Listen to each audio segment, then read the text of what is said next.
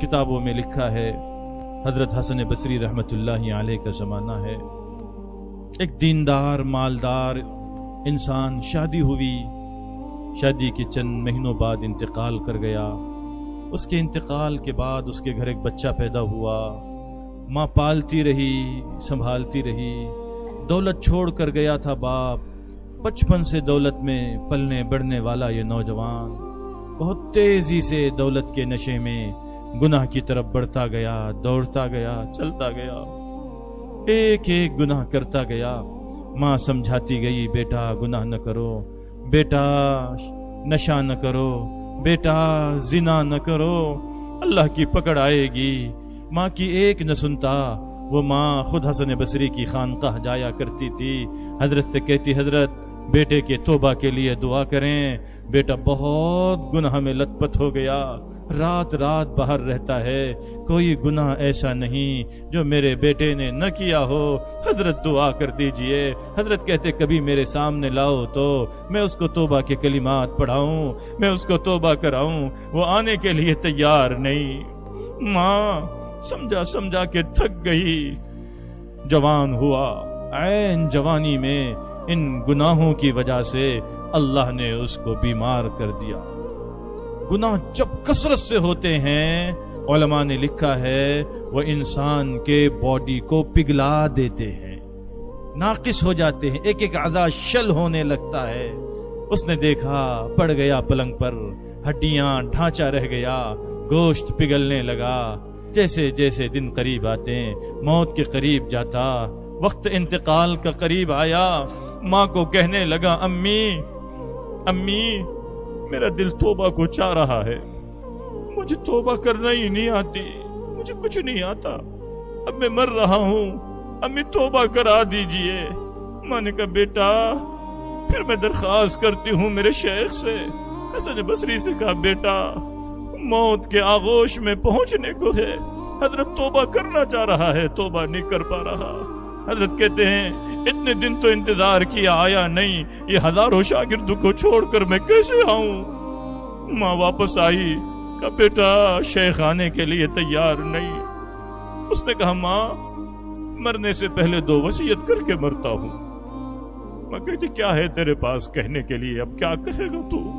کہا، امی میری پہلی وصیت یہ ہے، جب میری جان نکل جائے، ماں تو مجھے مسلمانوں کی قبرستان میں دفن مت کرنا، ماں تجھے تیرے مامتا کا واسطہ، تجھے تیرے دودھ کا واسطہ، ماں جب میری جان نکل جائے تو جس طرح سے مرے ہوئے کتے کے گلے میں رسی کا پھندا ڈال کر شہر کے باہر گھسیٹ کر پھینکا جاتا ہے، اے ماں تجھے تیری مامتا کا واسطہ، تو اپنے دوپٹے کا پھندا بنا کر اس گنہگار کے گلے میں ڈالنا اور پورے شہر کے گلی گلی میں میری ناش کو گھسیٹنا۔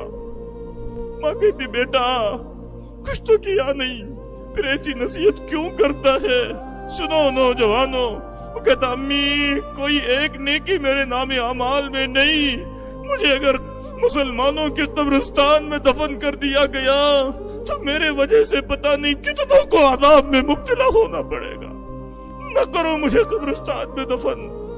اور اے میری ماں، تو نہیں جانتی، میں جانتا ہوں کتنے میری طرح نوجوان اس شہر میں ہیں جو رات رات زنا اور شراب میں لت پت رہتے ہیں۔ ماں میرے دوستوں کو میں جانتا ہوں، وہ رات دن گناہوں میں، حرام کاریوں میں مبتلا ہے۔ ماں میں تو بغیر توبہ کے جا رہا ہوں، میری ناش کو گھسیٹتا ہوا دیکھے، ہو سکتا ہے مرنے سے پہلے ان نوجوانوں کو توبہ کی توفیق تو ہو جائے۔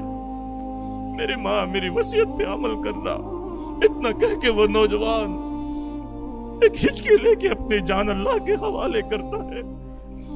ماں پھر دوڑی دوڑی جاتی ہے، حسن بصری سے کہتی ہے، حضرت مر گیا میرا بیٹا، جنازہ ہی پڑھا دیجیے آ کے، آپ کے جنازہ پڑھانے کی وجہ سے ہو سکتا ہے اس کے عذاب میں تخفیف ہو۔ غصہ ہو گئے حضرت، جس نے زندگی میں ایک نماز نہیں پڑھی میں اس کی جنازہ کیسے پڑھاؤں؟ لیٹ گئے قیلولہ کو، ماں آئی، کہا مشورہ کرو، جس کا طے ہو جائے دفنا دو کفنا دو، حضرت نہیں آ رہے ہیں۔ سنو نوجوانوں، سنو، توبہ کے لیے تیار ہو جاؤ، معاف کرنے والا بہت بڑا ہے، بہت بڑا ہے، بہت۔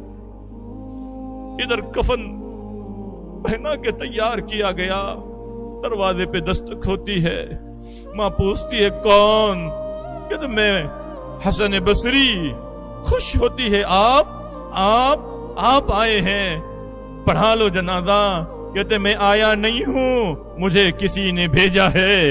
اے ماں، میں سو گیا تھا، میں خواب میں کیا دیکھتا ہوں، ہاتف غیبی آواز دے رہی ہے، کہتی حسن تم میرے کیسے دوست ہو، تم میرے کیسے ولی ہو کہ تم نے میرے ایک دوست کا جنازہ پڑھانے سے انکار کر دیا۔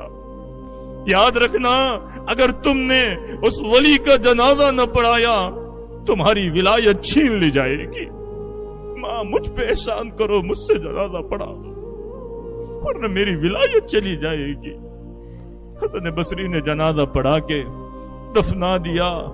ماں سے پوچھتے ہیں امی کیسی توبہ کی اس بچے نے کہ اللہ نے اتنے بڑے گنہگار کو صرف معاف ہی نہیں کیا بلکہ اپنا ولی بنا دیا۔ اللہ اکبر۔ کہا کہ یہ دو جملے کی وصیت کیا تھا، اس کا دل ٹوٹ رہا تھا، میں بغیر توبہ کے جا رہا ہوں، لیکن یہ ہزاروں نوجوان جو رات دن حرام کاری میں، فحش ویڈیوز دیکھنے میں، پتہ نہیں کہاں میں، یہ کب توبہ کریں گے؟ یہ بھی بغیر توبہ کے جائیں گے۔ یہ درد لے کے گیا تھا۔ کہنے لگے واقعتاً اللہ نے اس کی توبہ ایسی قبول کی کہ سارے گناہ کو معاف کر دیا۔ او نوجوانوں، او نوجوانوں، او نوجوانوں، آج دل کھول کے اللہ کے سامنے اپنے سارے گناہ کو رکھ دو۔